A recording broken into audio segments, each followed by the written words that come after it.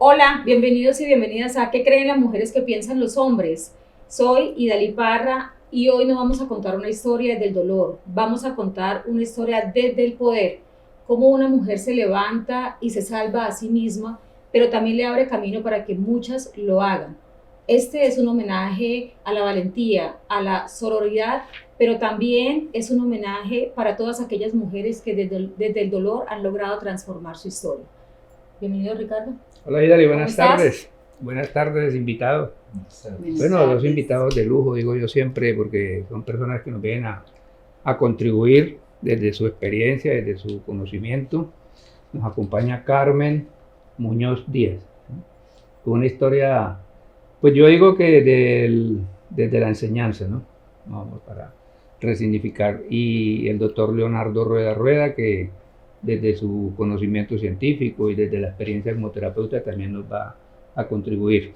Queremos invitarlos a que se presenten desde lo que ustedes hacen, desde lo que son, y invitar pues a la audiencia obviamente a conocer cada una de las cosas que ustedes les pueden brindar desde el servicio, desde como ser humano.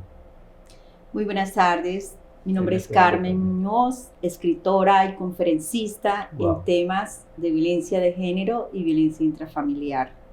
Muy bien. Tengo 8 años de experiencia trabajando con ONU Mujeres, con UNESCO.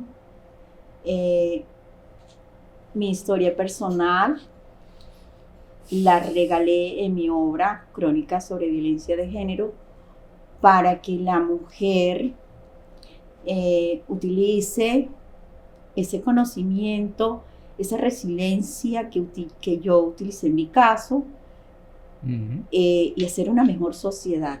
Ese es mi propósito. Muy bien, Carmen. Hola Doctor a Leonardo. todos, Ricardo, Idali, Carmen. Soy Leonardo Rueda Rueda, soy psicólogo. Hace 21 años ejerzo la psicología clínica y también hace 13 años la psicología jurídica y forense. En la práctica clínica realizo terapia a toda población, desde niños, adolescentes, adultos y jóvenes. Y en la parte jurídica y forense me especializo como perito privado.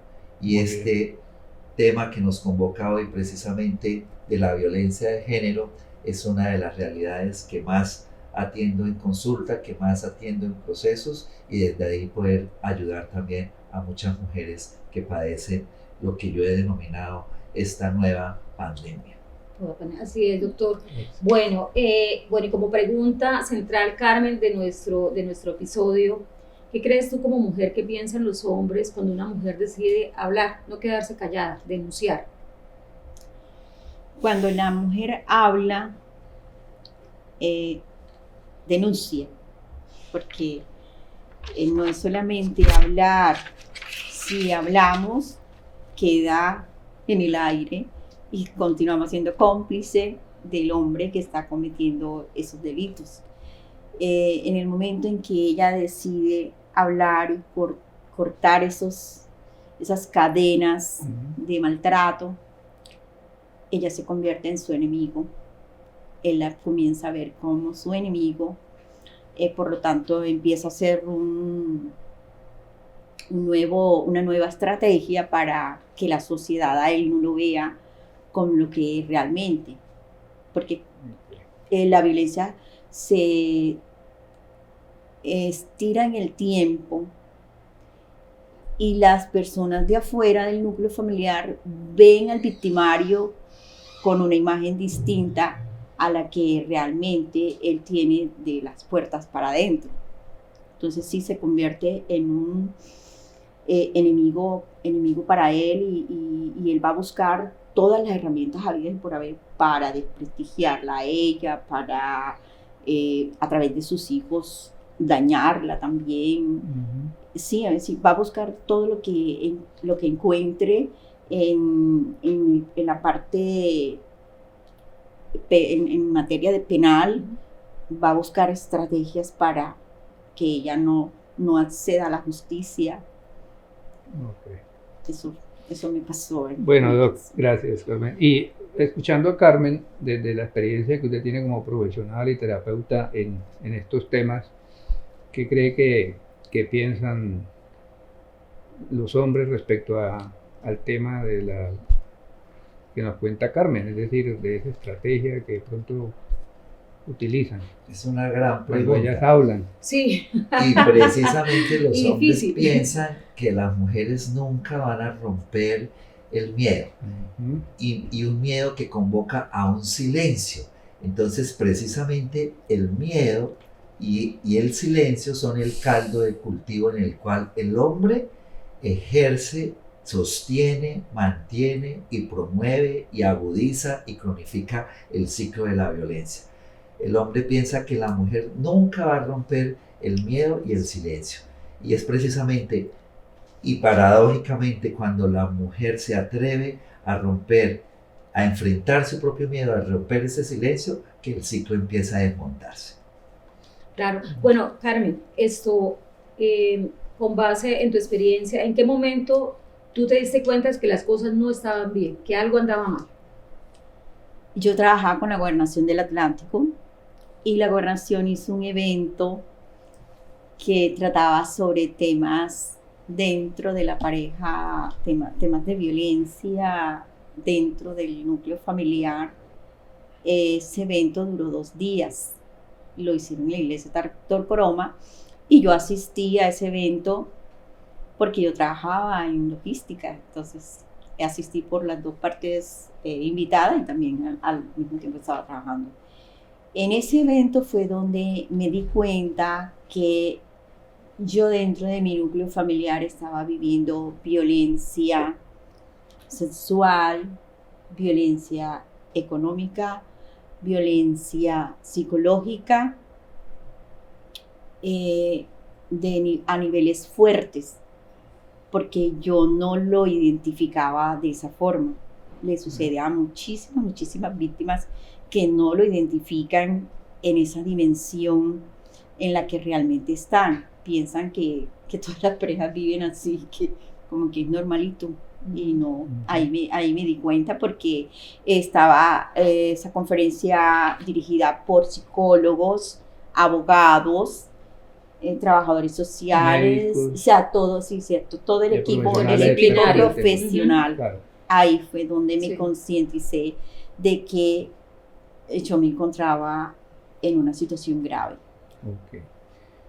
Doctor Leonardo, precisamente escuchando a Carmen, como qué síntomas o signos se pasan por alto, tal vez confundiéndolos a veces con amor, con respeto a la pareja o cosas de esas, cuando realmente ahí detrás ahí es un tema de violencia de género o familiar. Es lo que llamamos las violencias enmascaradas o las formas Sí. de violencia enmascarada aparentemente de amor, entre Ujú. comillas, de un amor.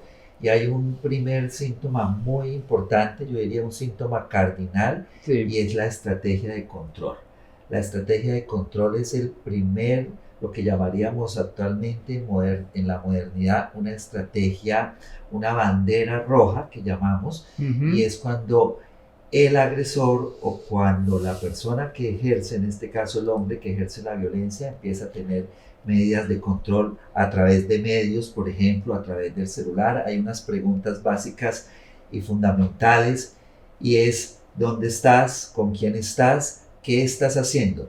Enmascarado de una especie de preocupación, de una tensión, Ajá. pero que quiere y que se traduce en una estrategia de control, de tener dominio, de tener bajo su poder y bajo su dominio a la mujer. Esa primera creo que es una y muy importante indicador, es una importante estrategia que utiliza el agresor para empezar a desarrollar posteriormente toda la violencia.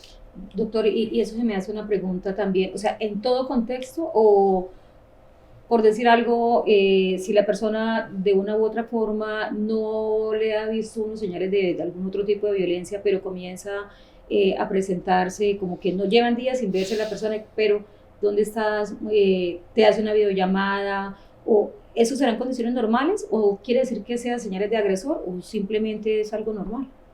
Podría darse en contextos en que efectivamente sea la preocupación, que Sí, genuina. posterior a reconocer o posterior a, por ejemplo, preguntar cómo estás, a dar un saludo amable, a poner un tema distinto y finalmente en el cierre de la conversación podría darse el dónde estás.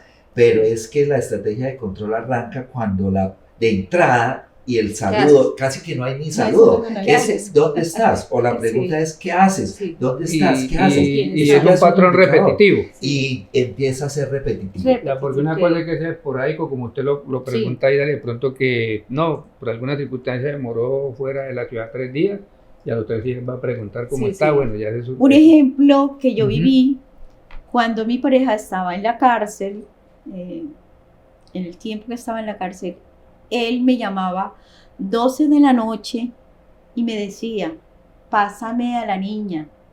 Mi niña tenía 9 años en ese momento, era mayor. Pásame a la niña. Con ese propósito era para saber si yo me encontraba en la casa. Ya. Ok, A las bueno, 12 de la noche. Carmen, bueno, y hablando de eso, ¿qué pasa precisamente cuando el agresor es el padre de tus hijos? Cuando el agresor es el padre de mis hijos, tengo que tener claro que va a seguir siendo el padre de mis hijos. Por lo tanto, tengo que tomar las medidas legales a tiempo. Las tengo que tomar de inmediato, tan pronto me voy a divorciar. Tengo que conocer todos los términos, todas las leyes, en qué términos me voy a divorciar, porque si la violencia es demasiado elevada y demasiado alta, porque hay 4 niveles de violencia, el mínimo, el bajo, el medio, alto y el extremo. Si estamos hablando de una violencia extrema, estamos hablando de que puede ser un feminicida en potencia, en cualquier momento esa persona me puede matar. Por lo tanto, yo tengo que usar todos los métodos que las leyes me den para protegerme a mí y proteger a mi hijo. No debo esperar a que eso pase, que suceda, no.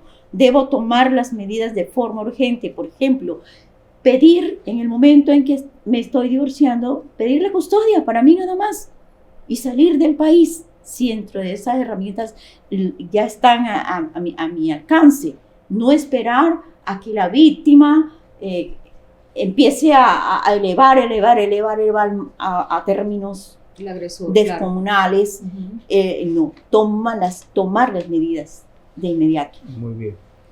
Okay. No es Carmen, tan fácil. y escuchándolo a usted hace un rato que decía los diferentes tipos de violencia a la cual usted se dio cuenta que estaba siendo sometida, ¿sufrió violencia sexual? O sea, en su relación, ¿cómo la vivió? Bueno, la pareja mía consume alcohol. Todos sabemos que el alcohol es social, o sea, es una droga aceptada por la sociedad. Eso es social, nadie dice que eso es una droga y que un alcohólico puede llegar y destruir un hogar, eso no lo dice nadie. Bueno, él cuando estaba alcoholizado llegaba y quería tener relaciones de forma violenta, sin consentimiento. Sin consentimiento. Eso se dio en varias ocasiones. Pues ya la que fue grave fue cuando a través de una bebida, una reunión social en mi casa, me brindaron una cerveza y yo llego a mi casa tranquila, estaba dentro de mi hogar, en mi casa, pero ya estábamos en planes de divorciarnos y a través de esa bebida algo me colocó ahí, yo quedé dormida, mi vecina me subió arriba al segundo piso, luego todos se van. Y cuando ya se fueron ellos, él abusó de mí. Es la agresión. Y me entero cuando ya tenía como más de 2 meses de embarazo. Es que me entero que estoy embarazada.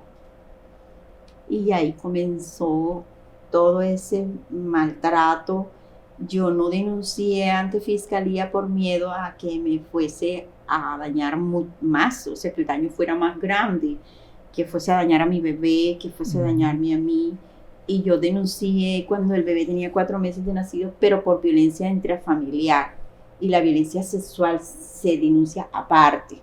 La violencia sexual no no va dentro de la violencia intrafamiliar, esa parte, es un delito específicamente violencia sexual, ¿no? O sea, un delito sexual, se juzga como un delito sexual, y yo no lo hice, en ese momento no lo hice por miedo. Okay.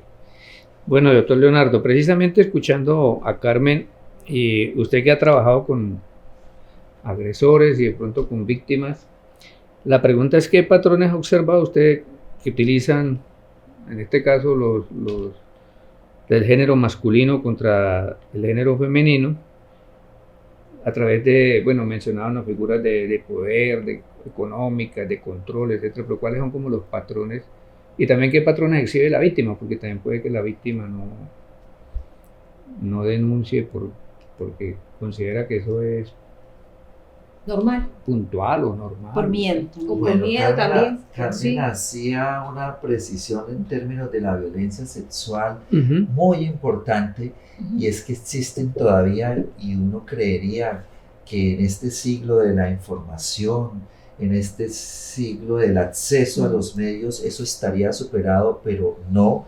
Y ahí las estrategias de prevención tenemos que seguir trabajando en términos que las mujeres principalmente reconozcan que el hecho de que se casen o que el hecho de que tengan una pareja no le da al hombre la posesión como si fuese un objeto sobre ella, y que las cosas que se dan al interior de la pareja deben ser consentidas, y consentimiento es mutuo.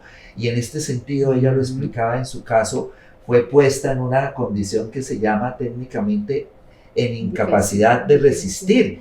Se le agregó algo a una bebida, Ajá. ella lo desconocía, quedó sedada, quedó dormida, y ahí aprovechó Para el agredir. agresor, en este caso su propio esposo, su pareja, para accederla carnalmente, con un agravante, y es que después de ese acceso queda ella sin pensarlo, sin quererlo, sin ni siquiera consentir la relación, la intimidad, el acto sexual, con el agravante de quedar embarazada y todo lo que eso implica para la mujer. Entonces, en el hombre agresor, para responder a la pregunta de Ricardo, hay un patrón de dominio y de poder, es decir, yo qué puedo hacer, yo qué puedo buscar todos los medios y estrategias que quiera, porque pareciera en su imaginario que es mía, y entonces ahí va la situación de tan grave, tan incluso de riesgo para la salud, de poner una sustancia, ponerla en situación de no resistir y acceder. Es ese predominio de la figura masculina de poder frente a la mujer, y en eso todo pareciera que todo es válido, pareciera que puedo llegar hasta donde yo quiera con tal de conseguir lo que yo quiero. Es el principal patrón. Y en algunas mujeres, pues una situación también de debilidad manifiesta, a veces de dependencia económica, a veces de encontrarse inmersa en una ambigüedad en términos del amor, por un lado, de la cultura que le ha dicho: si te casas es para siempre, es para toda la vida, es hasta que la muerte los separe. Y en ese sentido, las recomendaciones de la madre, que también viene de una línea de violencia, de decir: eso hay que aguantarlo, eso hay que soportarlo, eso hay que tolerarlo, y que refuerza el patrón de sumisión de la mujer. Entonces creo que esos dos elementos en términos de la figura masculina y otros más que se presentan son fundamentales a la hora de estas situaciones tan lamentables. Doctor, y es que escuchándolo a ustedes se me vienen pero cantidad de preguntas, subpreguntas, pero ahí sí hay amor. O sea, eso es o sea, la mujer, o eso es temor. Por favor, y queda claro que no, y que es que enmascarado y en nombre del amor se han cometido horrores en las relaciones de pareja. Podríamos hablar de unas relaciones que hoy comúnmente en la modernidad llamamos tóxicas, pero que más del término tóxico aluden a una disfunción, a unas relaciones enfermas, con personas enfermas, a partir de personas enfermas, y en términos del predominio de un patrón más de necesidad, de apegos, y en ese sentido se desconfigura también el verdadero sentido del amor. En nombre del amor, y el amor verdadero se alejaría de dañar al otro. En nombre del amor se protegería al otro. pero en términos de necesidades, apegos, incluso costumbres, se podría llegar a toda esta situación. O sea que sí podríamos hablar que una persona así que ejerza ese tipo de violencia y abuso y bueno, y atente, sí, o sea, tiene patologías, tiene trastornos. Claro, o sea, que sí, por es eso, un asunto o sea, de salud no mental. van, Una exacto. persona sana, decía Freud desde el psicoanálisis Sí. clásico, es una persona que puede amar y trabajar Claro, y cometer este tipo de conductas y dañar y lesionar al otro, y no solo al otro, sino al círculo que Al lo entorno. rodea, a sus propios hijos que dice amar, pero que si sacrifica y lesiona y daña a la propia madre, está automáticamente dañando a los A hijos, los hijos. dista del amor, claro. se distancia del amor. Sí, a propósito, Dale, también se me ocurre una pregunta, ya que el doctor mencionó los hijos, es decir, que ¿cómo quedan esos participantes, que vamos a llamar así, o integrantes del núcleo familiar frente a un fenómeno de agresión de la misma pareja? O sea, es decir, ¿cuál sería la recomendación ahí con los hijos? Porque Ahí para el la punto familia, es, y Carmen nos lo podrá explicar más en Ahorita, su caso sí, aterrizado, pero lo que yo he llamado los hijos al medio, los hijos quedan en un medio un sándwich. y quedan en un Sí. efecto sándwich, y el padre toma un brazo y la madre Sí. toma el otro, y en medio del enfrentamiento y en medio del conflicto y en medio del dolor tiran y el niño al medio va quedando destrozado, lesionado. Las secuelas a nivel de trauma, a nivel de daño psicológico son muchísimas. Son niños que empiezan a desarrollar inseguridad, son niños que empiezan a desarrollar ambivalencia. Carmen en su libro hablaba del fenómeno de la alienación parental como ese fenómeno en el que el niño al que el niño se le programa para que se ponga de un lado de uno de los progenitores y en contra del otro, para que obligarlo a tomar partido, cuando por naturaleza él quiere y él ama y él necesita a sus dos figuras, a sus dos progenitores. Bueno, Sí. en el caso mío particular, nos ordenaron terapia a través de la clínica de la policía, que era a la EPS a la que yo pertenecía. Eso está tipificado en la ley. Cuando se da un divorcio en términos conflictivos, como fue el caso mío, todos los miembros del núcleo familiar, mamá, papá e hijos, deben asistir a terapia. Todos deben ir a terapia. ¿Por qué?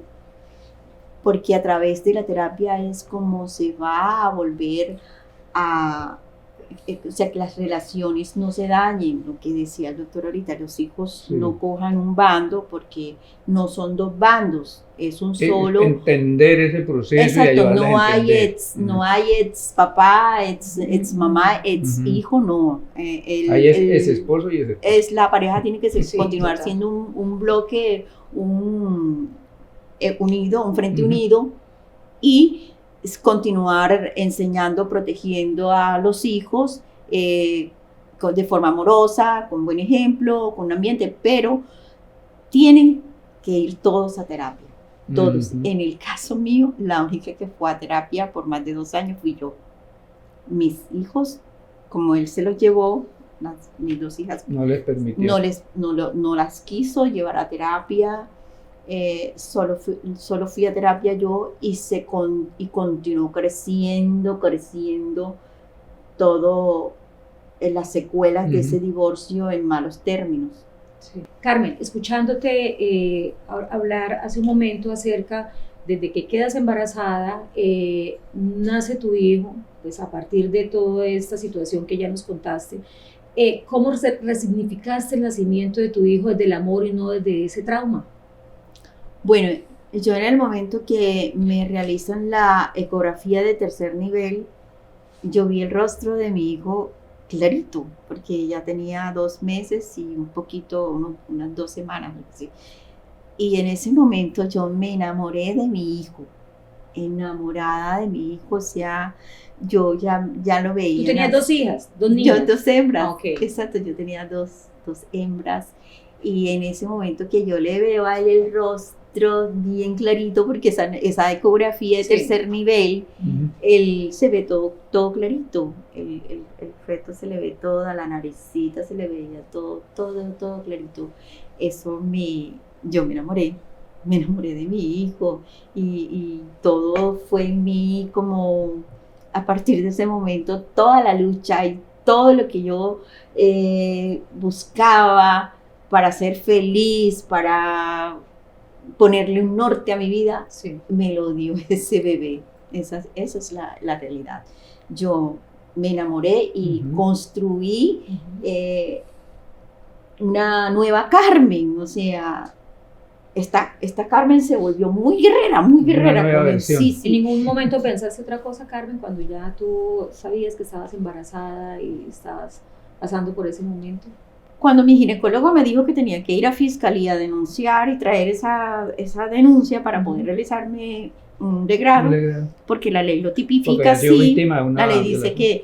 que sí, que tenemos derecho a Ujú.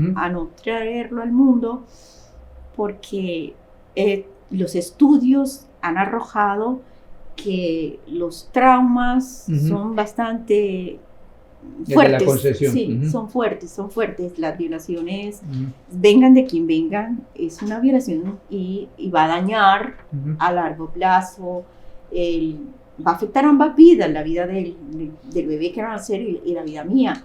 Pero yo fui a terapia con toda la esperanza de poder Superar eso.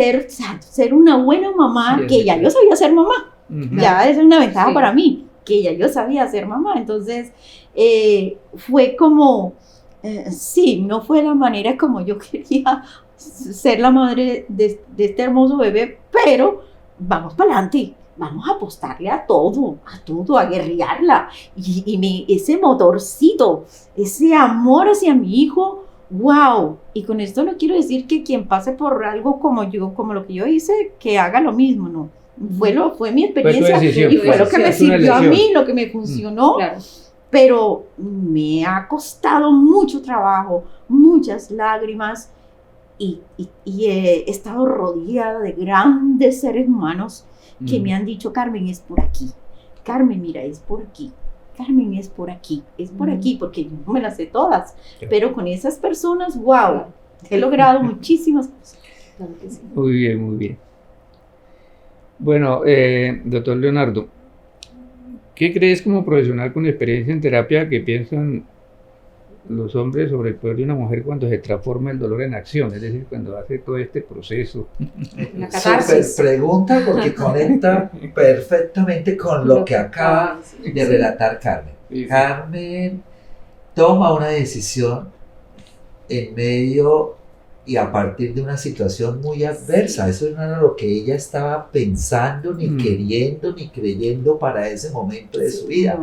Y opera la resiliencia como un mecanismo supremamente adaptativo y de defensa y de superación, porque precisamente es superar la adversidad, a partir de esas condiciones tan adversas, desarrollar unos recursos para reconfigurarse, para reconstituirse y, como ella lo dijo, tomar una opción. Había varias, Sí, se planteaban desde lo médico y desde lo científico, incluso desde lo legal, Ujú. la opción que tenía de, frente a un no consentimiento, frente a un hecho violatorio de sus derechos sexuales y reproductivos como mujer, poder optar libremente también por la interrupción voluntaria del embarazo. Ujú. Claro. Y en ese momento su ginecólogo la orientó incluso a que con esa medida denunciada procedía, pero ella decide dar curso y desarrollo a su embarazo y tal vez apoyarse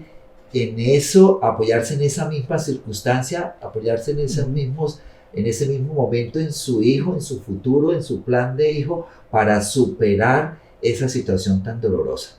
Y a partir de ahí, entonces, reconfigurar su vida, tener motivos, lo que llamamos técnicamente tener motivos, así como para algunas mujeres pudiera ser un motivo para no continuar, para Carmen fue un motivo para continuar, fue un aliciente, fue un agarrarse, y en ese sentido tal vez me imagino que hoy su hijo seguirá siendo un gran motivo. Entonces muchos hombres creen que someter a las mujeres a esas situaciones es llevarlas a un punto de devastación donde ellas no podrían resurgir, pero con lo que no cuentan es que también contamos con mujeres, y esa es también una de las invitaciones a la resiliencia, a reconstruirnos a partir de esa adversidad, a recuperar nuestra forma, porque la resiliencia es un término que ni siquiera es de la psicología, ni de la psiquiatría, ni de la antropología, es de la física, y es que algunos cuerpos, algunos materiales en la física de materiales, después de ser sometidos a presión, a calor, a una fuerza externa, cuando esa fuerza se retira, el cuerpo puede volver a su forma. Y eso lo aplicamos ahora y lo retomamos desde la física de materiales maravillosamente a la psicología y a la psiquiatría, y decimos, hay personas que después de haber sido sometidas a las circunstancias más difíciles, pueden recuperar su forma. Y creo que es lo que Carmen ha hecho y ha explicado muy bien. No, pero usted ya lo dijo todo. Muy bonito. Se me ha olvidado el tema del concepto que viene de la física, de verdad. Ahorita cuando usted lo explicó también, claro, me acuerdo, porque es que uno lo nombra, no dice, eso es de la psicología. Y sin ser ingeniero, ¿no? Mi respeto a la ingeniería y a la física de materiales, ¿no? Y a la resistencia de materiales y demás. Carmen, ¿qué herramientas, precisamente, y ya escuchando al doctor y todo lo que usted ha venido diciendo, le ayudaron para sanar? Usted dijo, ahí fue donde realmente me ayudó esto y esto. Bueno, cuando presento al 4º mes de nacido mi bebé, yo presento mi demanda de divorcio ante el juzgado con la ayuda de mis padres, porque ahí sí fui y me agarré de todos mis redes de apoyo. Claro. Y mi abogado, mi abogada era una mujer, me dice, Carmen, tienes que ir a terapia, Carmen. Tienes que ir a terapia porque este señor es muy malo, es perverso.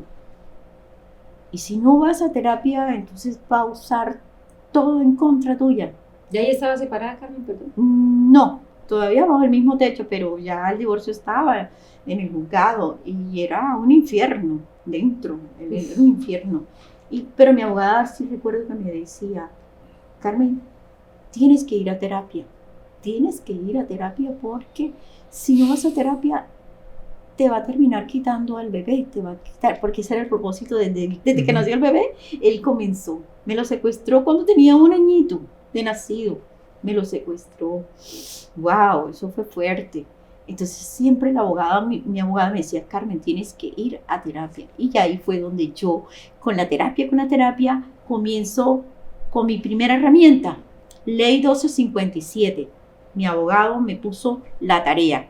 Carmen, esta es tu herramienta con la cual te vas a defender en fiscalías, en comisarías, en los juzgados, en todos esos ámbitos, porque hay un paso primero que es conciliatorio, y ahí uno se tiene que defender solo. Ahí no entra el abogado, en esa parte uno le pregunta el juez, ¿usted qué quiere? ¿Usted qué quiere? Y yo no, ¿qué quiero? No sé qué quiero. Sí, entonces, quiero todo, pero sí, no sé qué quiero ya. Entonces cuando tú empiezas a estudiar Ley 1257 del 2008, y para los que no conocemos, ¿qué es esa ley? La Ley 1257 del 2008 fue diseñada para defender los derechos de la mujer. Esa ley está diseñada aquí en Colombia especialmente para defender nuestros derechos y los de nuestros hijos. En este caso, para defenderme yo y a mi bebé. Bueno, comienzo yo juiciosa, voy a mis terapias semanal, 45 minutos, una terapia semanal. ¡Wow!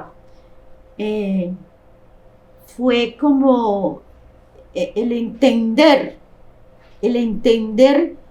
que hacia dónde pretendía dirigirse mi victimario y cómo era que yo podía defenderme de lo que él pretendía hacer conmigo y con mi hijo. Y a Dios gracias, sí, con esa herramienta Me y, sirvió. y todas las demás cosas que están ahí, el entorno de mi familia, rodeándome, el yo ser feliz. Yo me propuse ser feliz. Yo dije, no, yo no puedo permitir que esto me haga una mujer, Te derrumbe, sí, una mujer ácida, una mujer, amargar, sí, una mujer que no... que pierda el brillo. Porque al principio yo no me sentía hermosa, Sí. o sea, recién parida, sin trabajo, allá con mi mamá, me fui a vivir un año con mi mamá. Yo sí recuerdo que el psicólogo me dijo, estás en el mejor lugar del mundo, en el seno de mi familia, en la casa de mi madre. Tu mamá. Ujú. Y yo, en ese momento yo no lo entendía, pero sí, ya después lo entendí que como yo tenía muchos problemas emocionales, mi madre Que es mejor que mami. sí, cuidaba de mí, cuidaba de mi bebé, porque Claro. yo me tiraba a jugar al piso ahí con mi bebé, yo tenía un comportamiento como También de niña. que el mundo estaba allá afuera rodando, Ujú. pero el mundo mío era aquí adentro. Y no era así, yo tenía que levantar a un hijo, tenía que criarlo y también tenía que hacer mi vida, o sea, ser exitosa profesionalmente, ser una mujer. Y escuchando. Pero digamos que, Sí, perdón, Ida, tranquilo. que te interrumpa, y con el doctor acá que nos puede ayudar mucho. Hace parte tal vez ese punto como del ciclo del duelo, del trauma que estás viviendo, es decir, viviste la situación, tuviste tu hijo, y claro, tiene un pico como de que llama uno tocar como fondo, pero luego usted empieza a resignificar las cosas. Con las terapias, Con las terapias fue que logré entender lo que estaba viendo, porque yo no dormía bien. Yo Ujú. me remitieron a psiquiatría y psiquiatría me medicaba para yo poder dormir. Ya no daba seno, ya en el momento que me medicaron, ya no lactaba. Comienzo con eso, o sea, yo la primera vez que fui a la cita con psiquiatría, yo decía, yo estoy loca. Yo decía, Lo primero que le viene a la o mente. sea, yo estoy loca.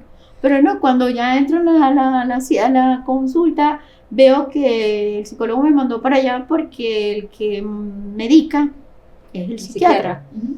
Entonces ya me medicó mi paciente y nuevamente regresaron otra vez donde el psicólogo. Y te acuerdas que, perdón, Ida, y Sí. aquí que tal doctor hablábamos en un podcast sobre todo de empoderamiento femenino, ¿no?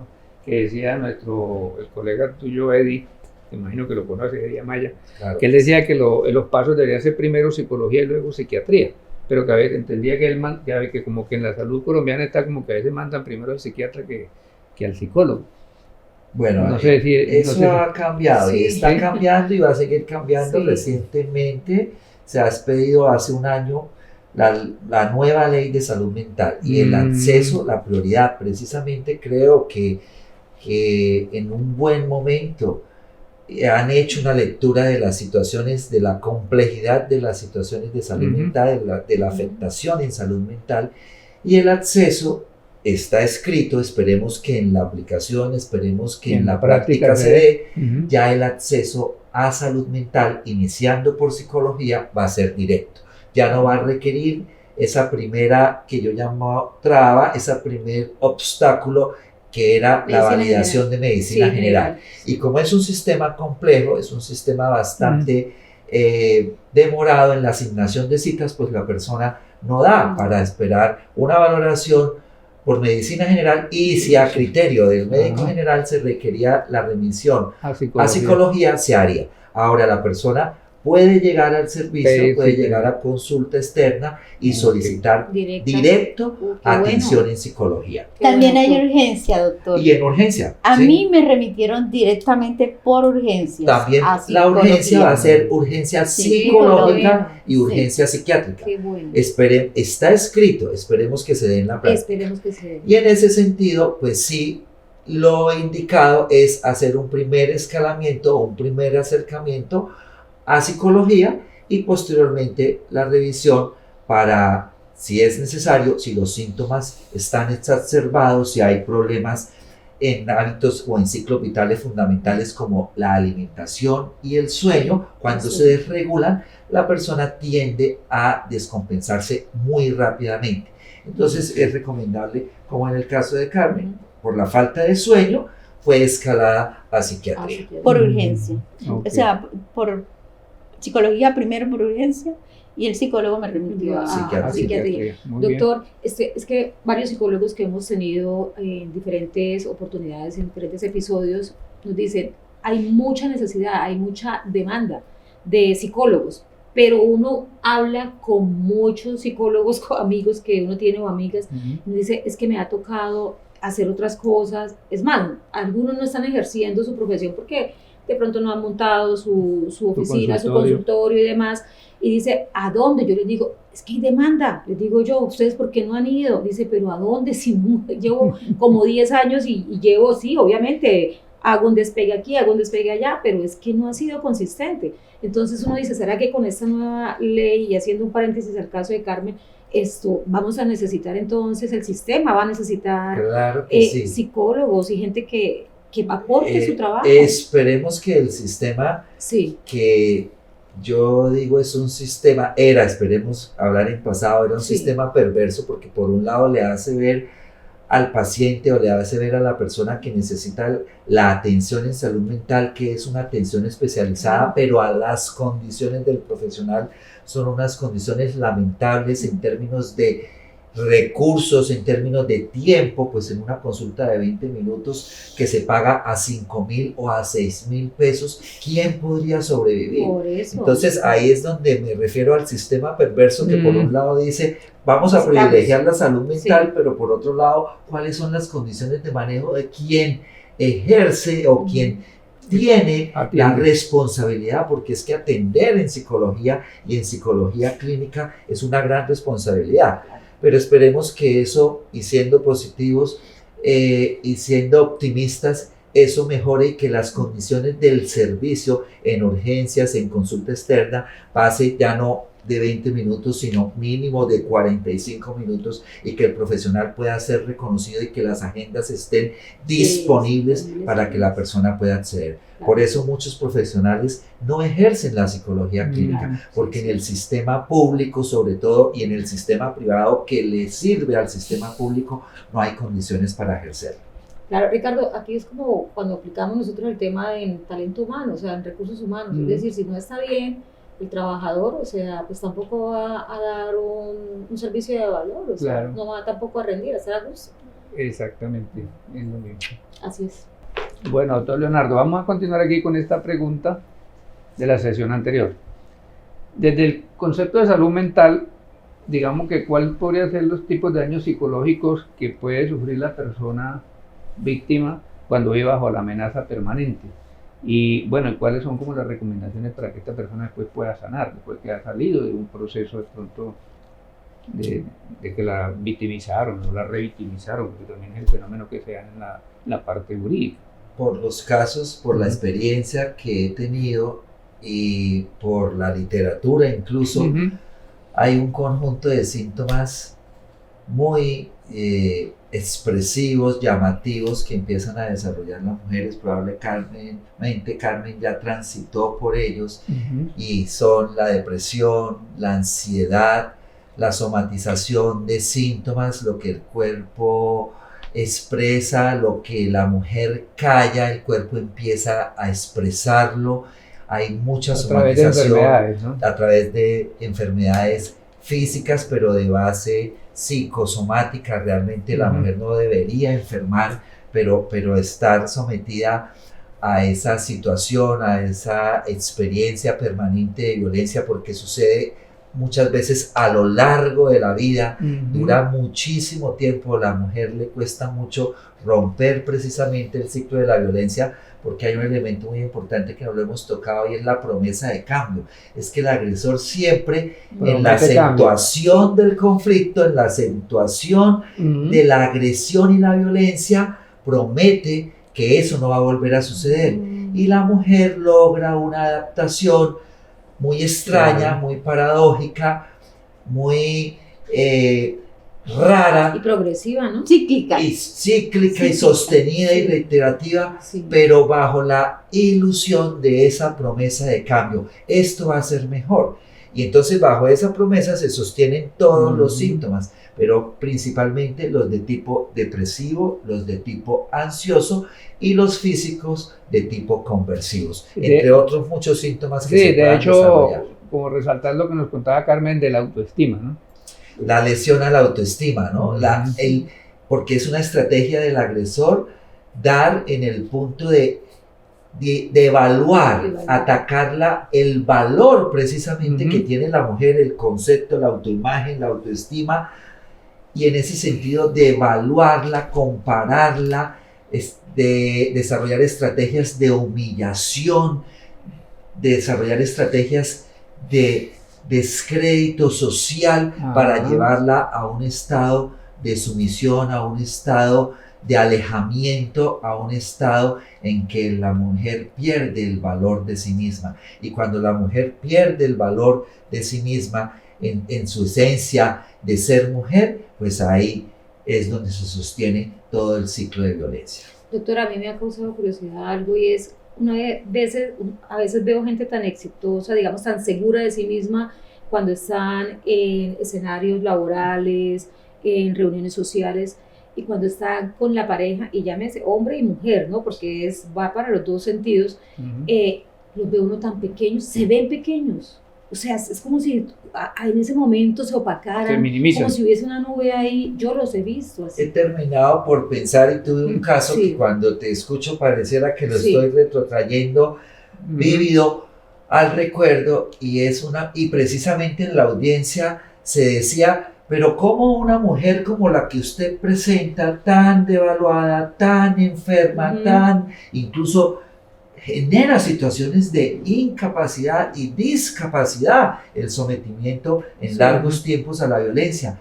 ¿Cómo puede sostener un cargo? ¿Cómo puede sostener una posición laboral y ser exitosa laboralmente? Y se me querían, coloquialmente diciéndolo, meter por ahí para decir: eso que usted dice no se compadece de esta mujer laboral. No concuerdo. Y entonces llegué a la conclusión, y creo que la literatura también me soporta, y es que precisamente lo laboral era su válvula de escape, era su herramienta resiliente para incluso sostener las exigencias económicas que el agresor le hacía, porque las tarjetas de crédito estaban a su nombre, porque las deudas todas estaban a su nombre, y ella tenía que trabajar, rendir, ganar y poder sostener el ciclo de violencia al que la estaba sometiendo el agresor. Entonces, algunas mujeres encuentran en el trabajo, en lo laboral, esa válvula de escape que llamamos, esa posibilidad de poder sostener incluso paradójicamente situaciones de violencia. Pero no significa que por eso lo otro no se dé o lo otro no sea compatible. Eso quería...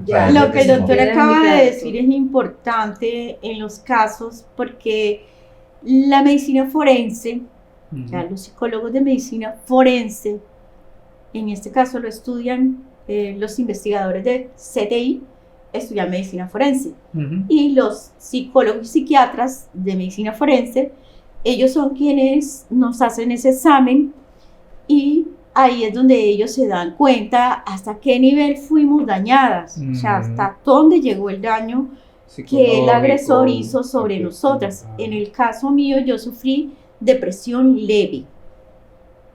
Fui a psiquiatría para poder dormir, reposar. El medicamento, o sea, mi psiquiatra me mandó un medicamento para dormir por un tiempo. Lo tomé por un tiempo y ya, pues, después me ayudé con el deporte. Empecé a dejarlo, comencé a trabajar para dejar ese medicamento.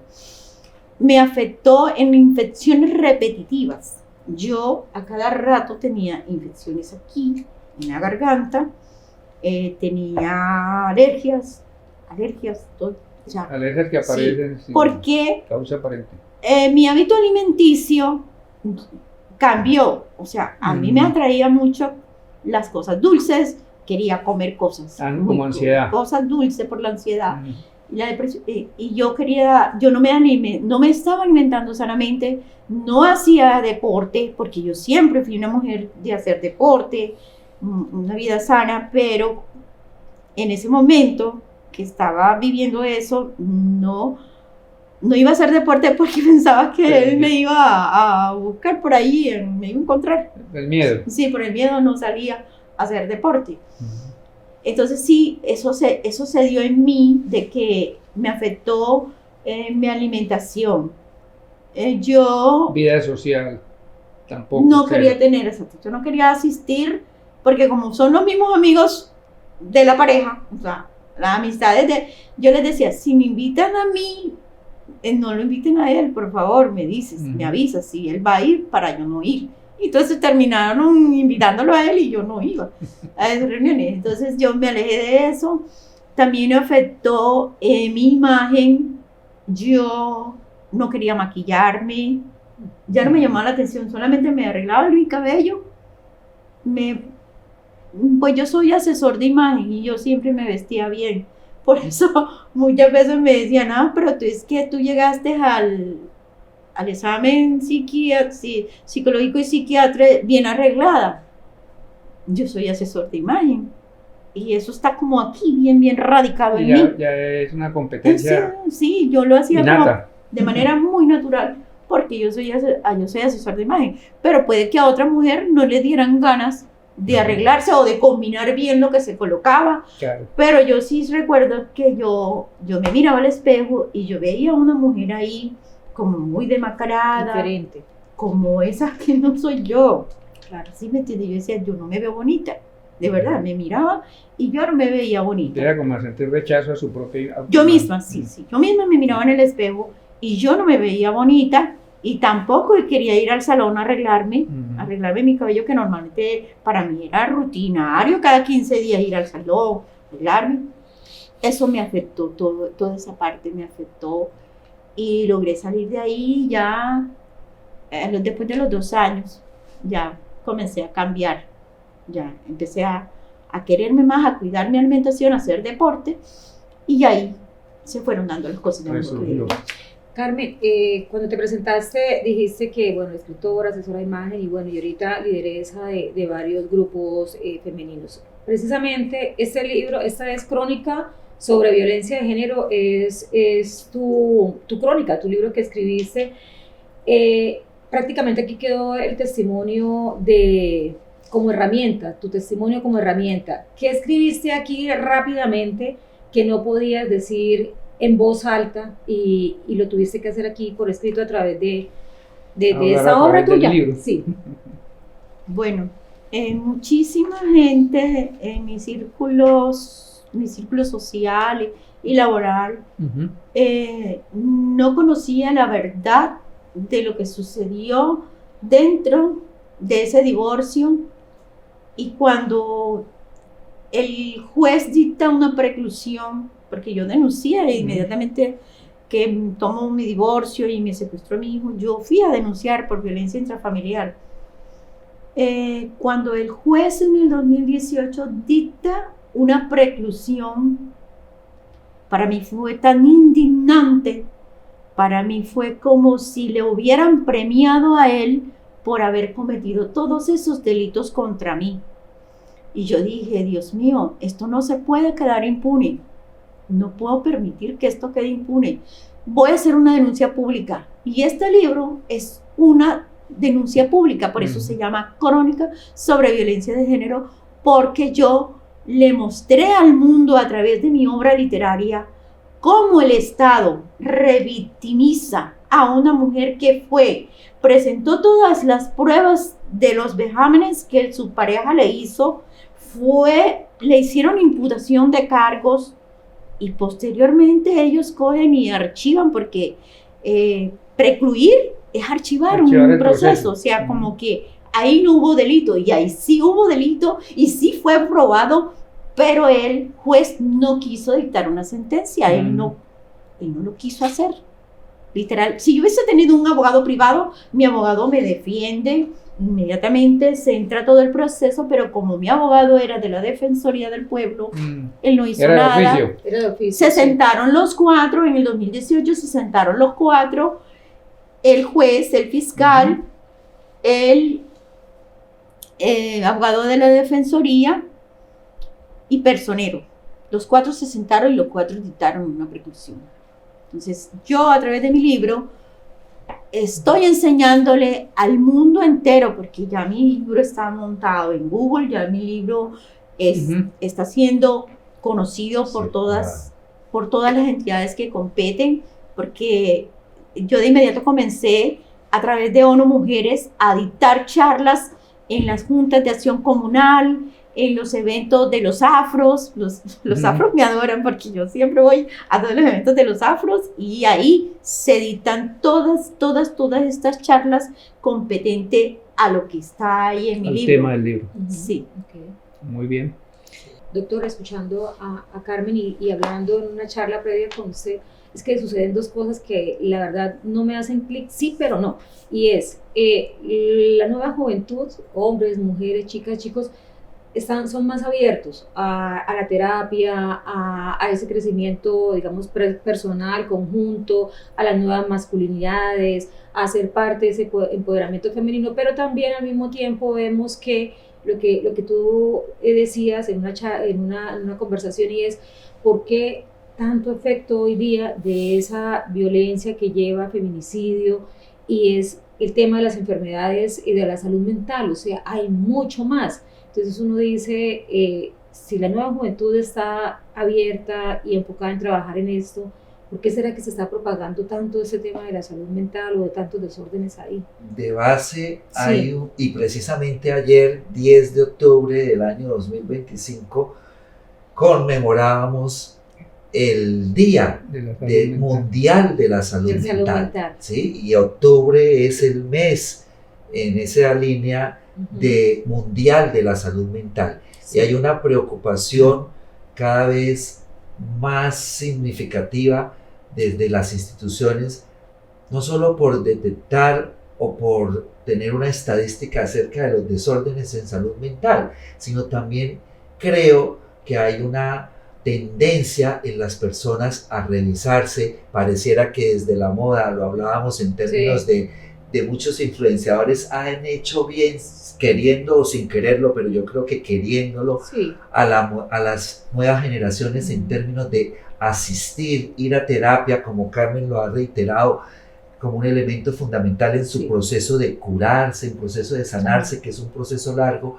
Creo que en eso nos han ayudado y las personas están acudiendo a revisarse a partir de sus propias conductas, de esas conductas, de esa introspección. Es decir, no espero a que nadie me lo diga, no espero a que haya un efecto afuera, sino que yo me estoy dando cuenta que estoy pensando, que estoy sintiendo, que estoy haciendo o no haciendo de ciertas formas que no son compatibles con un estado de bienestar, porque es que salud mental es un estado de bienestar. Salud mental es un estado de bienestar no solo personal, sino social, familiar, relacional, laboral. Repito, quien puede amar y trabajar es una persona sana. Y entonces las personas se están dando cuenta, afortunadamente, que algunos pensamientos abrumadores, que algunos pensamientos intrusivos, insistentes y persistentes, que algunas emociones en esa línea que no encajan, que no son compatibles con una buena relación de pareja, de familia, entre padres, entre hermanos, se están presentando y en ese sentido están acudiendo. Y acudir creo que es ese primer momento en función de revisarme qué pasa conmigo mismo. Acudir es ese primer elemento que salva, porque las personas se están dando cuenta, repito, que sus conductas no están siendo sanas, adaptativas y funcionales, que le están ocasionando displacer, que le están ocasionando malestar, y no solo a él, sino también a los que los rodean y están acudiendo. Entonces creo que en ese sentido, acudir, buscar ayuda profesional, es un primer paso que podría salvarnos en esta línea de disminución de la violencia de género, de la violencia dirigida contra la mujer, porque es un asunto también no solo de hombres exclusivamente o mujeres exclusivamente, exacto. de cada vez distanciarnos más, sino de integrarnos, Ujú. ¿cierto? Porque la familia es el núcleo fundamental de la sociedad y básicamente también en las nuevas conformaciones de familia, pero básicamente y tradicionalmente hablando, está siendo conformada por un hombre y una mujer. Y los hijos somos el producto y somos el resultado de esas configuraciones de hombres y mujeres históricamente. Y en esa medida, entre más sanos, entre podamos romper algunos patrones que también, ojo, un elemento muy importante es el aprendizaje. A veces la persona no viene predispuesta a enfermar, pero se desarrolla en un ambiente enfermo que termina enfermando. Entonces ahí es donde los sistemas funcionan y donde la psicología sistémica y la psicología de familia nos da muchas herramientas, porque no solo es responder a una dinámica personal de sano o enfermo, sino a una dinámica de familia y de sistema que también, dependiendo de lo funcional y de lo sano que sea o de lo enfermo que sea, termina influyendo en la persona. Cada individuo.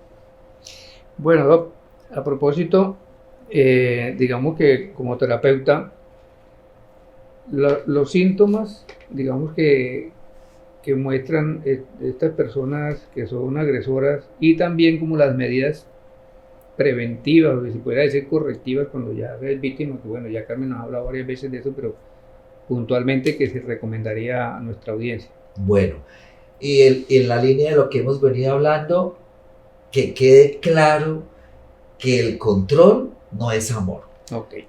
Ese control disfrazado de amor no ha lugar. Primer síntoma, primer signo, primera bandera roja que hay que atacar, ¿cierto? Y tener presente. El control no es amor. Segunda, el silencio no es una alternativa. Y no es una alternativa sana. Hablar, contarlo, decirlo, buscar una red de apoyo, buscar un alguien en quien poder descargar eso que se está viviendo, es una alternativa y puede ser una buena alternativa. Tercero, reconocer las formas de amor disfrazadas de manipulación, disfrazadas de utilización, disfrazadas de conveniencia. Y entonces se enmascara el amor con una forma de utilizar al otro. Y finalmente, frente a signos o síntomas específicos, conductas específicas, así sea la primera, es que incurrimos en un error grave y muy grave, y es que fue la primera, y tratar de normalizarlo, y tratar de disminuirla, y tratar de taparla. No, es que ni a la primera, es que no se debe dar. Frente a las primeras señales, o incluso a la primera señal de una agresión, tanto verbal como física, como psicológica, como sexual, como en la restricción incluso de la economía, en la dependencia. Muchas mujeres han sido sometidas a renunciar a sus proyectos de vida laborales, siendo mujeres exitosas, para ser sometidas a la estrategia de manipulación y a la estrategia de control del agresor. Frente a cualquiera de esas formas de violencia, denunciar y asesorarse. Perdona, ¿dónde se denuncia? Fundamental. ¿Dónde denuncia? En Barranca Bermeja y en Colombia están establecidas unas rutas a nivel de la más cercana en las comisarías de familia. ¿Cierto? En las comisarías de familia hay unos equipos interdisciplinarios preparados para orientar en cabeza del comisario de familia. Y también en las inspecciones de policía, ¿cierto? Las inspecciones de policía darían unas medidas menos en términos de citar y de revisar y de dar unas medidas preventivas en términos de restricciones, de algunas restricciones, pero de ahí no trascienden. Entonces, las comisarías de familia y la Fiscalía General de la Nación. Quería hacer la aclaración. Cuando es grave, o sea, cuando hay lesiones personales, o sea, agresión física, verbal, en el caso insultos, mío que había violencia sexual y sexual, porque como ellos se dividen los niveles son mínimo, bajo, medio, alto y grave. extremo. Ajá. En el caso mío, siempre fue extremo, siempre arrojó el examen de riesgo, siempre fue extremo. ¿Por qué fue extremo? Porque él sabía manejar todo tipo de armas, hasta hacer bombas. Él estudió en Bogotá, aprendió a hacer bombas. ¿Cuál era la profesión del Carmen para los que no sabemos? ¿Cómo no fue? No, La la profesión profesión del Él, agresor. policía pensionado, Ok. policía que dentro de la policía él era agente de explosivos y Ok. él estudió eso en Bogotá. Entonces cada vez que a mí me hacían ese tipo de preguntas, que son 20 preguntas, casi todas salían positivas, Claro, la la mayoría evaluación era- eran positivas, exacto. Entonces el examen siempre salió extremo. Entonces en esos casos uno no va a la comisaría, sino que va directamente a la fiscalía. ¿Por qué? Porque automáticamente dictan orden de captura. Ahí mismo en fiscalía dan la orden de captura y después es que uno va a los actos que corresponde a comisaría, pero después, o sea, primero tienes que ir a fiscalía porque tienen que capturarlo. La comisaría no dicta orden de Para el captura. caso de Carmen. Y para el caso de Carmen, que se activa automáticamente la ruta con medicina legal. Las valoraciones de Inmediato, medicina legal son inmediato. fundamentales. Y Exacto. quiero agregar una que se me Sí, estaba pasando y es fundamental y está más cerca del acceso de todo, los servicios de urgencias médicas. Ajá. Los servicios Las de urgencias médicas, EPS. sobre todo, por favor, en los casos de violencia física, también es importante acercarse y activar la ruta por el servicio de urgencia. Se activarán unas rutas específicas de protección a la mujer maltratada y desde el servicio de salud, desde la teoría y esperemos que desde la ley 2460, que no es de hace un año sino de este año, de junio 16, se activen las rutas no solo en En la salud, epicrisis, sino en la con epicrisis el ahí. sistema de justicia y de protección. Yes. Incluso Carmen nos hablaba detrás de cámaras, diríamos, Sí. de las casas de refugio, que por ley también están ordenadas para que cuando la mujer no tenga un espacio donde sentirse segura y protegida, desde la integración de salud, justicia y protección, se den unas medidas en esa línea. Ok, Carmen, escuchando toda esta historia tuya y bueno, obviamente todo lo que el doctor nos ha ido apoyando con toda la parte científica, técnica y demás, ¿cuándo tú te diste cuenta que tu historia de dolor podía prevenir víctimas?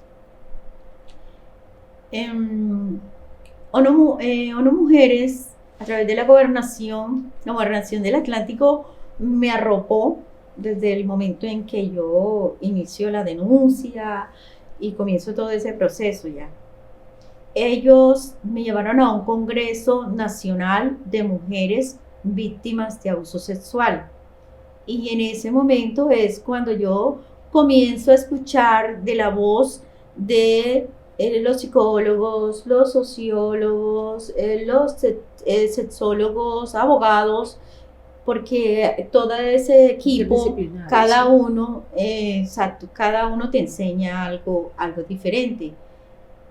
Ahí, estando en privado, porque primero se hacía un congreso donde están todos los miembros de los medios de comunicación, todas las personas, había más de 500 personas en ese congreso, pero luego nos reunieron a todas las que éramos víctimas de violencia sexual en una sola sala, y ahí había un proceso como de sanación. Yo lo vi así, pues. Yo decidí quedarme de última. Escuché a todas las mujeres que habían sido víctimas de violencia y era desgarrador.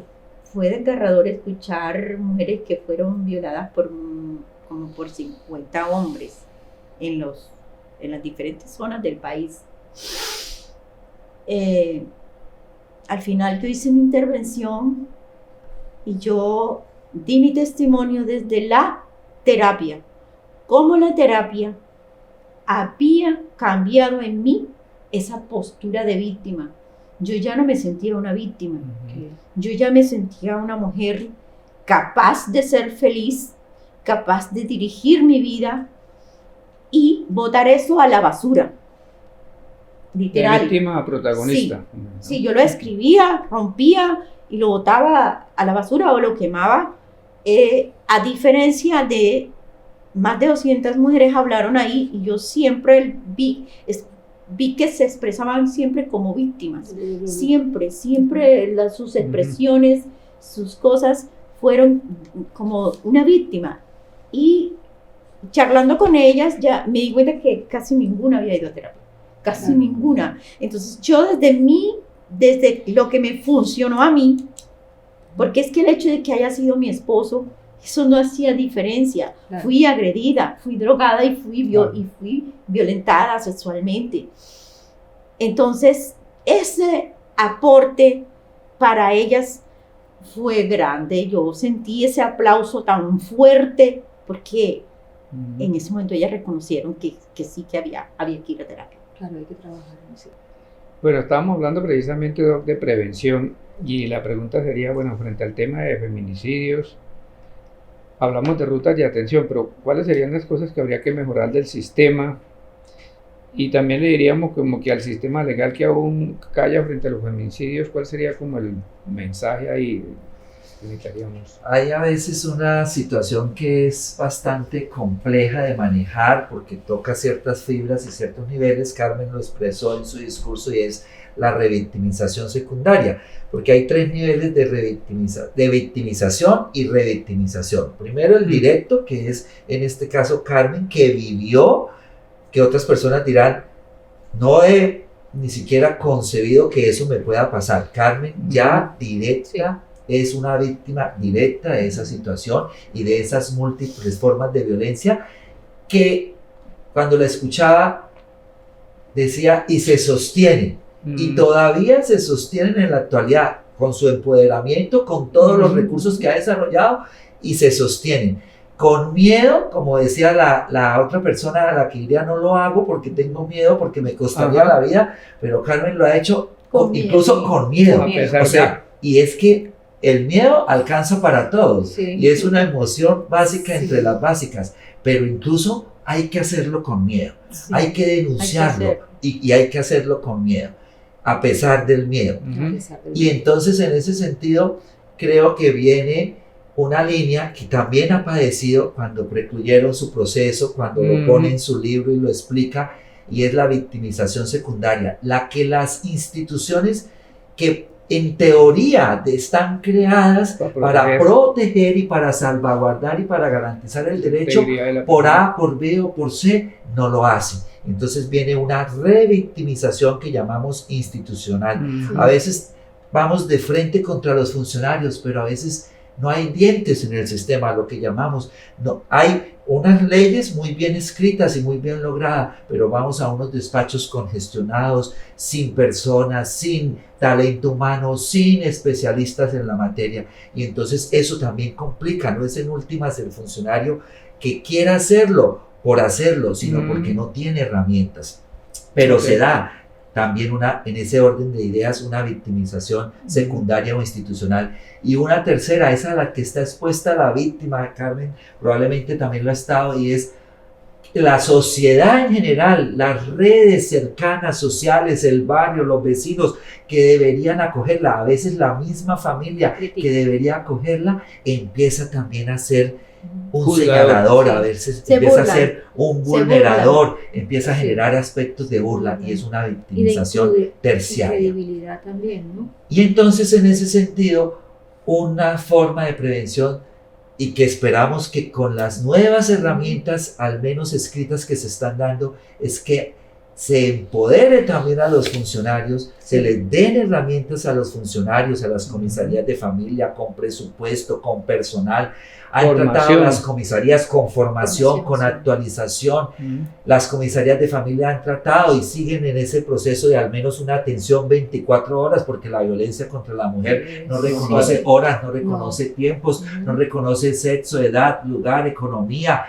Y entonces al menos festivos, las comisarías de familia están atentas 24 horas y en esa medida pueden ser un canal interesante.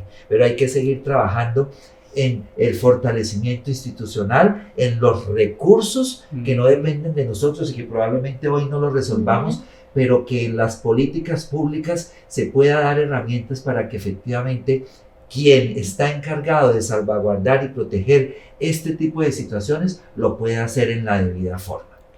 Carmen, y escuchando al doctor que nos habla un poco de ese funcionamiento, de mucho cómo funciona el sistema en estos aspectos, ¿qué le diría usted precisamente al sistema que calla todavía frente a feminicidios y toda esta situación? Hace poco fui a la comisaría a solicitar el refugio. La comisaria me dice, dame el número telefónico de tu ex. Yo le dije, no, doctora, yo no tengo el número telefónico de él porque yo no hablo nada con él desde el 2018 en la audiencia de la custodia de mi hijo. Desde ese día yo no volví a hablar más nada con él. Debe estar en el expediente, le dije. Ahí en el expediente está, busque lo que ahí está. Ella fue y lo sacó del expediente. Acto seguido se encierra en el despacho de ella y habla con él. Cuando ella sale de ahí, del despacho, me dice, ya hablé con él. Yo le dije, sí, doctora, ¿y qué le dijo? No, por correo. Ya. Bueno, cuando ella comienza a explicarme cómo era la entrada a Casa Refugio, luego me pasa donde la psicóloga y hace un examen, que es el mismo examen de las 20 preguntas del riesgo. Es cuando uno pisa la comisaría, a partir de ese momento ellos tienen 4 horas para ingresarlo a uno a Casa Refugio, decidir si uno reúne las condiciones para entrar o no a Casa Refugio. Cuando ella me dice, te puedes quedar toda la tarde aquí, yo instintivamente dije, no, yo no me puedo quedar aquí, porque ella acaba de hablar con él allá adentro, en privado, y no sé qué hablo con él. Y yo le dije, no, doctora, llámeme por teléfono, yo me voy para mi casa, tengo que ir a buscar a mi hijo ahora mismo, ahorita. Y me fui enseguida, y en ese momento llamo a una amiga que trabaja con Procuraduría y le cuento lo que me pasó, y me dice, Carmen, ¿cómo? ¿Ella habló con él? Y le dije, sí, estando yo dentro de la comisaría, ella habló con él. Dios mío, gravísimo. Esto es muy grave, Carmen. Y comienza todo el proceso, vea. Cuando llego a la gobernación, que es quien maneja Casa Refugio, me dicen, no, ella negó tu entrada a Casa Refugio.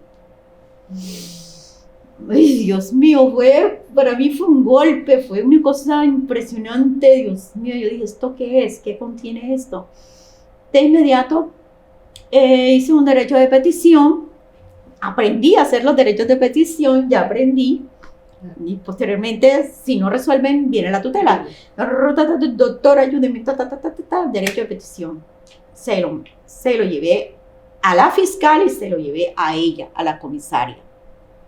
Si ve, el tener las herramientas, yo mis conocimientos sobre mis derechos me dio el derecho a defenderme de inmediato. Claro. De inmediato me defendí. Y fue de esa forma como fue aprobada mi entrada a Casa Refugio. En ese momento la tienes aprobada, Carmen. Sí, pero porque yo usé el derecho de petición y posteriormente viene la tutela. Si te contestan que no, si te dicen que no, tú tienes el derecho a presentar una tutela ante el magistrado o ante el juez. ¿Ya? Entonces, no fue necesario, dado que pues mis amistades se movieron rápido en Procuraduría y enseguida todo se organizó de nuevo, pero es increíble. O sea, ¿cómo una comisaria va a llamar a tu victimario delante estando yo dentro? O sea, ella podía comunicarse con él, ya una vez estuviera yo a salvo, fuera de la comisaría, pero dentro no. Y a mí me ocurrió. Ok, Carmen. Bueno, viene una pregunta ya pues relacionada precisamente con ese tema, como cuáles serían o cómo podemos proteger a las mujeres antes de que sea demasiado tarde. Sí, y definitivamente la educación, ¿no? La educación es la herramienta fundamental que cambia el mundo, que cambia la historia, que nos ayuda a no seguir repitiendo esa cadena de errores y errores. Y creo que la educación desde 0 a 5 años, donde los niños tengan también la posibilidad de ser escuchados, comprendidos, acogidos por unas familias cada vez más sanas. El Ministerio de Salud tiene un programa interesante de familias fuertes. El Ministerio de Educación va a implementar unos programas de educación emocional desde 0 a grado 11, y en ese sentido, desde una herramienta básica de educación, yo pienso que podemos empezar a estar más sanos y en esa línea contribuir. La formación al personal para que sea más empático, para que incluso, Carmen lo decía, teniendo una escala de riesgo, que es una herramienta de medicina legal, que es una escala de 20 puntos, que dice, oiga, hay alto riesgo de feminicidio, ¿cómo se explica que se niegue en consecuencia el acceso a una medida necesaria para proteger la vida? No se desconocer una valoración. ¿Sí? Y Carmen decía algo con lo que estoy completamente, no de ella, del decir de ella, en desacuerdo, y es si ella no hubiese tenido la posibilidad de su conocimiento, que muchas mujeres no lo tienen. Y si ella no hubiera tenido la posibilidad de una red de apoyo que la proteja en términos de la procuradora, el amigo allí, el amigo allá, lo que llamaríamos una especie de una influencia.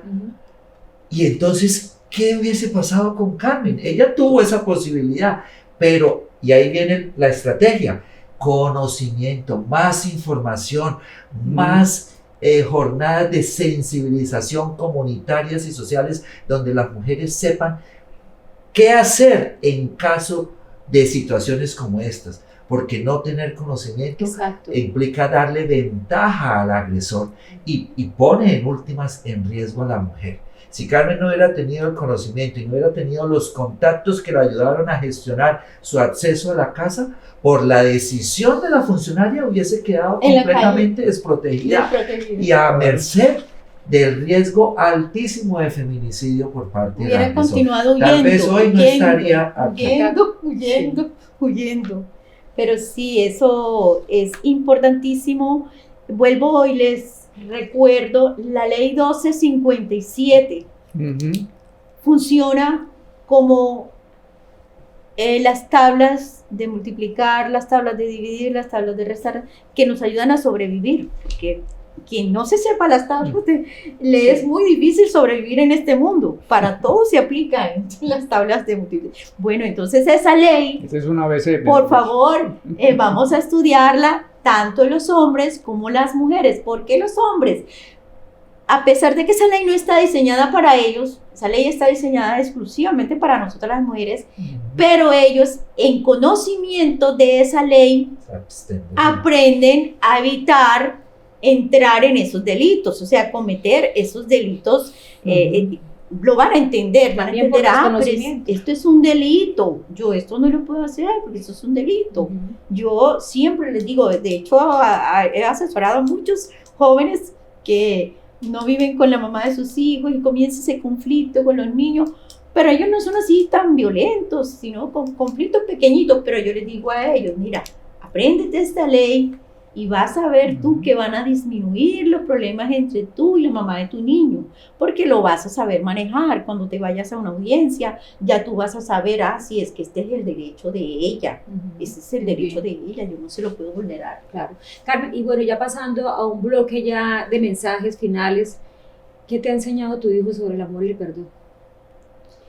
Mi hijo es la recompensa de todo lo que me tocó vivir, porque cuando él me abraza y me dice, mamá, ¿estás segura? Aquí estás segura, yo te voy a proteger, o sea, a pesar de que es pequeño, yo siento que eso es la herramienta, la fuerza que yo necesito para que él en el futuro no vaya a ser un hombre maltratador, sea un hombre feliz y se pueda dar esa nueva generación.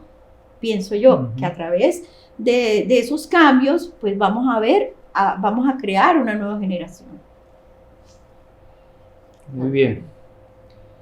Bueno, doctor Leonardo, ¿qué crees que deberíamos hacer los hombres para ser parte de la solución de esta problemática? Bueno, y hay un asunto fundamental y creo que es también la medida del amor. No hay posibilidad de amar a otros sino primero a uno mismo. Y en ese sentido el autocuidado, en ese sentido el respeto, el autorrespeto, la autovaloración. Esto no se arregla de afuera hacia adentro, esto se arregla de adentro hacia afuera. En la medida en que tengamos más hombres con unos conceptos más frescos, más espontáneos de la masculinidad, no como poder, dominio, control, sino más desde el autocuidado, desde el derecho a la ternura, desde el derecho a la expresión de lo que se siente, desde que tengamos más personas, hombres, que tengan la posibilidad de cuidarse a sí mismos. En esa medida, creo que cuando se elija, porque también es una elección, Sí. la pareja no es una regla de tres. Nos vendieron la idea que ser feliz es exclusivamente tener la posibilidad de una pareja y una familia. No, hay personas que también han optado por la soltería y son felices, Sí. pero que cuando se elija construir, porque eso es la vida de pareja, una construcción de dos personas inteligentes, libres, que se unen para hacerse la vida más bonita, creo que es desde ahí que esto va a cambiar. De lo contrario, si empezamos a hacer solo señalamientos en términos de víctimas y victimarios, agresores y agredidos, eso forma parte de la acentuación del problema. Pero aquí el punto es hasta dónde tenemos y podemos y queremos hacer ese ejercicio de revisión propia desde el amor propio, que no es otra cosa que cuidarse uno mismo, desde que no es otra cosa que hacer por uno mismo lo que uno espera muchas veces que hagan los otros, y probablemente los otros como humanos pueden defraudarnos y decepcionarnos, y en esa línea iniciar un asunto de conflicto. Creo que el asunto es más hacia adentro, hacia lo propio, hacia una configuración más sana, más bonita, más estable, más armónica con uno mismo, que sería la medida para establecer una relación con los demás. Sí, a propósito, recuerdo una frase de Walter Rizzo que vi en estos días un resumen de, sobre todo donde él decía buscar pareja después de los 60 y qué cuidado debíamos tener. Y entonces él decía, el único tesoro que tú tienes después de los 60 es la tranquilidad, la libertad personal. Entonces, ojo, no te vayas a meter en un lío después de los 60 de volver al tema del control disfrazado de amor o al tema de la manipulación disfrazado de te quiero, de que te extraño, pero es simplemente una manipulación psicológica. Entonces dice Walter Rizzo, la clave de buscar una pareja no es ni siquiera complementariedad, es que los dos se unan en un propósito común y que se sumen. De hecho, también nos han vendido ese falso concepto de que el uno es complemento del otro. Y dicen, nosotros somos completos ya. De acuerdo. Los seres humanos somos completos. No necesitamos ningún complemento. Necesitamos sumar. Entonces, me trae a colación esa frase de Walter Uno más Rizzo. 1, 3. Yo coloco un ejemplo así como básico, sencillito. La nevera de la casa. Ah, O sea, uno en la nevera de la casa tiene carnes, verduras, varios compartimientos, ¿no? sí, frutas, todo eso, Eso, ¿cierto? Que es para alimentar. Y la agüita que no puede faltar. Sí. Entonces, esa nevera, ¿quién se encarga de tener esa nevera proveída, llena de todo eso? Uno. Yo no puedo pretender que venga alguien de la calle, El vecino. el vecino, el amigo, llenarme la a nevera. llenar mi nevera. O sea, quien se encarga de tener esa nevera proveída así en esas condiciones soy yo. ¿Sí comprende? Ujú. Y quien viene a mi casa, yo brindo. Si tengo para brindar. Pero si en esa nevera solamente hay hielo, pues yo qué le puedo brindar a otra persona. Una pedrada con el hielo. Carmen, Pura leche, chichón.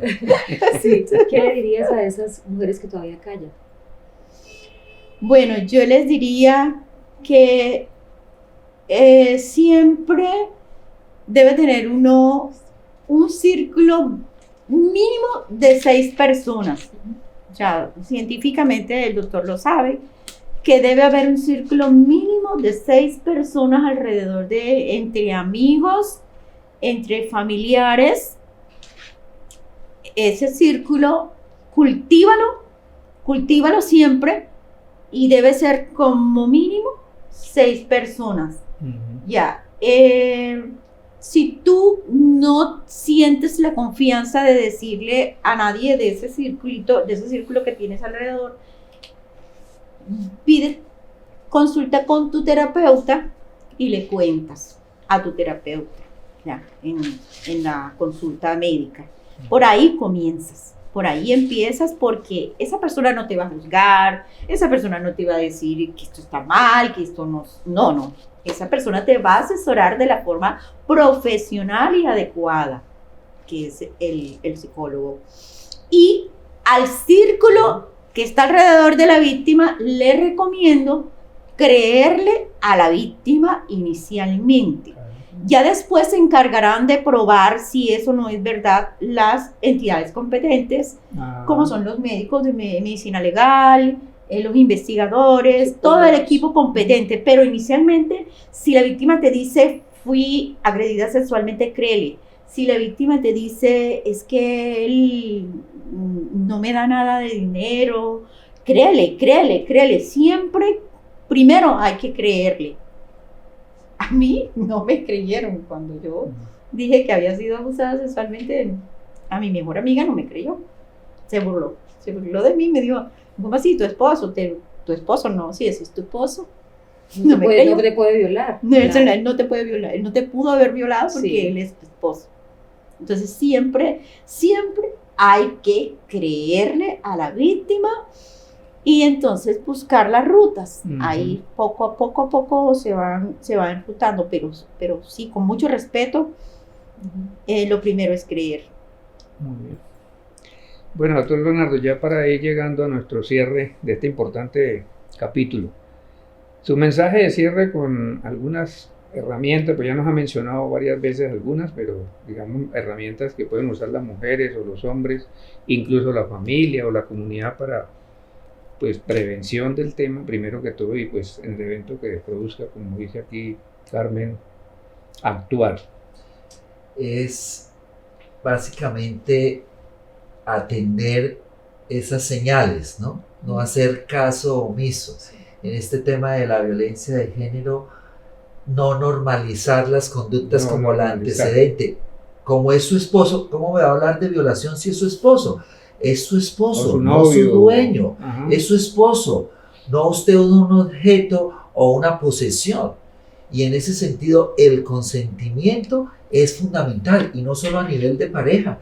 Es su jefe, no su dueño, y usted tiene derecho a decir no. Decir no en muchas ocasiones, sobre todo en los niños, enseñarle a los niños a decir no, salva de muchas situaciones. Estaba pensando precisamente en eso, por ejemplo, en la violencia sexual. En la violencia sexual dirigida contra los niños y adolescentes. Primero el sentido, la desconfiguración de no llamar las cosas como son, nombre, de no llamar las cosas por su nombre. De ahí la importancia de la educación y la formación sexual que inicia a los 3 años en la vida, cuando el niño aprende a denominar correctamente su cuerpo, porque ahí ya hay unos factores de riesgo. Claro. Y entonces empezar a decir no frente a circunstancias que no me gustan, que no quiero, que no deseo, es fundamental.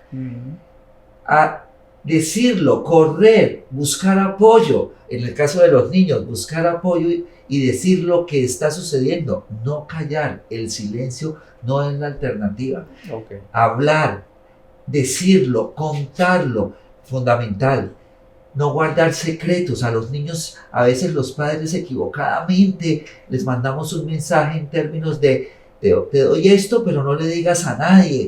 Sí. Te traje esto, pero no le digas a tu hermanito porque solo te traje a ti. Ahí el niño empieza a hacer un imaginario en que el secreto es válido. No se guardan secretos, menos frente a desconocidos, menos frente a circunstancias y situaciones que afecten su integridad, que nos hagan sentir cosas que no queremos sentir y que puedan ser lesivos de nuestra integridad. Salir, correr, huir, alejarse del entorno.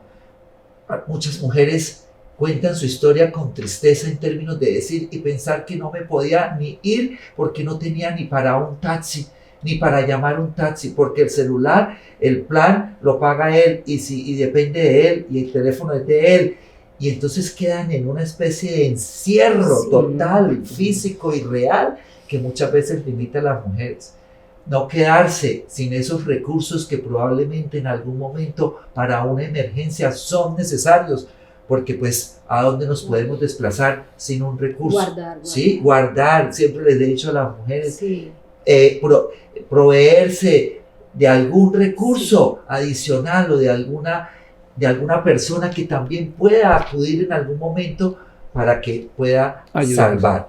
Y en ese sentido, hablar, acudir, buscar ayuda. Hay un sistema de protección y hay un plan de seguridad. Cuando Carmen hablaba y decía, me van a exponer, me negó la casa refugio, acudir al servicio de urgencias y solicitar al médico que como un plan y como una alternativa hospitalice como una medida o un plan de seguridad, también es válido. Eso también es válido, y no solo en lo físico, porque alguien diría, pero si no hay una causa física que amerite, y lo psicológico y lo mental ameritaría un plan de seguridad, el terror que le significaría a esa mujer tener que regresar a la casa del agresor, donde le espera probablemente la muerte, ameritaría un plan de seguridad en nuestras instituciones hospitalarias. Entonces creo que son herramientas de primera mano, conocimiento de la ley, conocimiento de la norma, acudir a estos espacios, a estos escenarios, a estas escuelas, incluso en las escuelas de familia que se hacen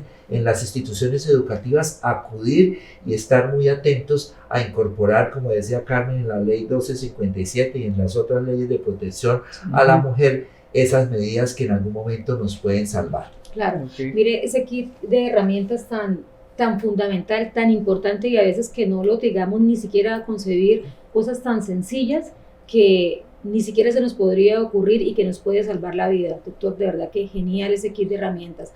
Me queda una dudita ahí, Sí. ahí, por ejemplo, ustedes saben de alguna línea, grupos o algo donde puedan las mujeres pedir información. ¿No? Hay líneas púrpuras, hay líneas que se han creado en Barranca Bermeja, creo que hay unas establecidas, está la línea 141 de denuncia, de orientación, de atención y denuncia del ICBF, la línea 141 puede ser una línea importante, interesante.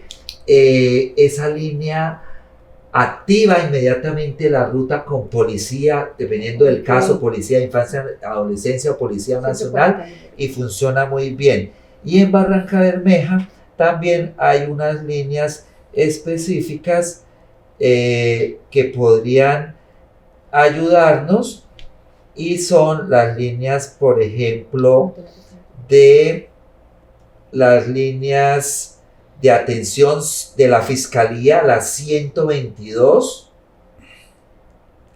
y en emergencia para la mujer, la línea nacional de la Consejería Presidencial o línea púrpura, se llama línea púrpura, que es una línea nacional de la Consejería Presidencial para la Equidad de la Mujer, que es la línea 155, la línea 123 o 123 tradicional de la Policía Nacional, la 122, que es de la Fiscalía General de la Nación y que básicamente nos ayuda en la presentación de denuncia de violencia intrafamiliar o de violencias basadas en género, la línea 141 esa es del Instituto Colombiano de Bienestar Familiar. Y en Barranca Bermeja está la línea de orientación psicológica de la Secretaría Distrital de Salud, que es la 313-326-4040. De salud mental. Excelente. Esa es para... En cada departamento. En caso de que la víctima, por ejemplo, en el caso mío, yo estaba con mucho temor, con mucho miedo de que fuera a llegar mi agresor a la puerta de mi casa, y resulta que de repente mataron a un hombre ahí en la puerta de mi casa, fue a atracar a mi vecino y lo mataron en la puerta de mi casa. Y yo entré en una crisis. Justo, sí, no, Claro. O sea, yo decía, Dios él vino a santo. votarme, fue a mí. Yo decía, Dios mío. Y llamaron, Asoció. inmediatamente llamé a salud mental y ahí comencé con ella a charlar con la psicóloga y comenzó a Sí, explicarme loca. para que me calmara y todo eso. Y ya me fui calmando, pero quedé en shock porque yo me asomo a la ventana y veo a ese señor ahí muerto. Fue impresionante. Pero recibiste ayuda. Con Esa ellos línea. sí, con Ok. ellos. Funciona muy bien. Funciona. Carmen, ya el doctor Leonardo nos dijo ese kit de herramientas. ¿Tú qué mensaje le darías a las mujeres de fuerza, de fortaleza, pero sobre todo de llamado a la acción? La sororidad. ¿Qué es sororidad? Si en la mitad de la noche la mujer está sufriendo un ataque y ella puede salir de ahí y tú la puedes recibir en tu casa, o hay unas casas ahora que se llaman son unas fundaciones y tienen, por 8 días ellas la reciben ahí, a la mujer. Ahí la reciben con sus hijos, les dan un alimento, las tienen en condiciones dignas. Pero sacar a la víctima de ahí rapidito, la sororidad. Pero para que haya sororidad, tenemos que conocer todas esas leyes, cómo funcionan. Okay. Ya, si no conocemos cómo funciona todo eso, y perder el miedo también, porque si yo digo, ay no, si yo traigo a esta mujer a mi casa, entonces el señor va a venir hasta acá y también me va a agredir a mí. No, buscar estrategias, buscar formas de ubicar a esa mujer mientras llega a la parte institucional, ya, porque muchas veces esos eventos se dan en medio de la noche, ya, y a veces en medio de la noche no hay un sitio donde ubicarla a ella de inmediato, pero sí nosotras, a través de los grupos, nosotros en el bloque feminista en Barranquilla tenemos varias fundaciones, varias casas que enseguida las contactamos. Es más, no necesitas dinero porque ellas allá te pagan el taxi. Tú tomas el taxi, ellas te lo pagan allá. Cuando llegas a la casa de la mujer, allá te reciben con tus hijos. Perfecto, gracias Carmen. Bueno, y llegamos al final, gracias por acompañarnos. Esto es ¿Qué creen las mujeres que piensan los hombres? Ricardo.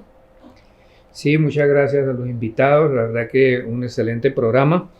A la audiencia, pues los invitamos a que nos sigan. Nosotros tenemos cuenta de Instagram, Facebook, tenemos TikTok, tenemos Spotify, estamos en YouTube, especialmente son las páginas que más nos principales identifican como principales. Sí. Y le recordamos a la audiencia que por favor no olviden suscribirse para que le lleguen todos los episodios, los anuncien, y de verdad que es un honor para nosotros generar este tipo de contenido de valor, y sobre todo en la parte educativa.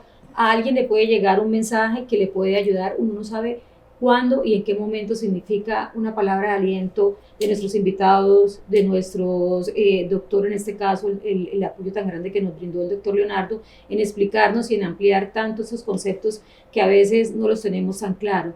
Doctor Leonardo, Carmen, ¿a dónde los pueden encontrar? ¿Cuáles son sus redes sociales? Lo que nos quieran contar, ¿dónde los pueden contactar? Yo estoy en Instagram como Carmen Cecilia Muñoz. Me consiguen en Instagram. En mi correo, Carmen Cecilia Muñoz Díaz, con s, @gmail.com. Mi correo. Okay. Bueno, y a mí en mis redes sociales, Leonardo Rueda Rueda. Me consiguen en Facebook, en Instagram, en X también. Siempre estaré Leonardo Rueda Rueda.